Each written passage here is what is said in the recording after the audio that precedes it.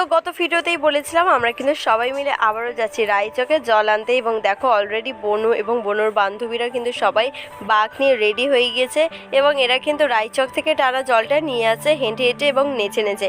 আমি অবশ্য পড়ার জন্য যেতে পারিনি রায়চক পর্যন্ত হেঁটে হেঁটে, তবে আমি দেওয়ানতলা পর্যন্ত অবশ্যই এগিয়ে গিয়েছিলাম। এবং দেখো কত মানুষের ভিড় হয়েছে এই প্রত্যেক বছরের না, এবছরও কিন্তু প্রত্যেকটি মানুষ সাদা লাল পাড় শাড়ি পরে পুরো রাস্তা জুড়ে নেচে নেচে আসছে মহাদেবের কাছে জল ঢালতে। আর বনুর ঘরটা মা কেন নিয়ে দাঁড়িয়ে আছে জানো? কারণ বনু তো বাজনার তালে নাচতেই ব্যস্ত, আর আমরা যেরকম সাদা লাল পাড় শাড়ি পরে সারা রাস্তা জুড়ে সবাই মিলে নেচে নেচে যাই মহাদেবের কাছে, এটা শুধু আমাদের দেখার জন্য অনেক দূর থেকে কিন্তু মানুষ এসে দাঁড়িয়েও থাকে রাস্তার দুপাশে। শুধু যে আমরা রায়চক বা আমাদের এখানকার নদী থেকে জল এনে মহাদেবের মাথায় ঢালি সেরকমটা না, সুদূর কালীঘাট থেকেও কিন্তু সবাই হেঁটে হেঁটে আসে নূরপুরে জল ঢালতে। সো ফাইনালি সুস্থভাবে আমরা চলে এসেছি সবাই মন্দির প্রাঙ্গণে, এবার একে একে জল ঢালার পালা। তো এই শিবরাত্রির 4 প্রহরে আমি কি কি করলাম তা থাকছে নেক্সট ভিডিওতে।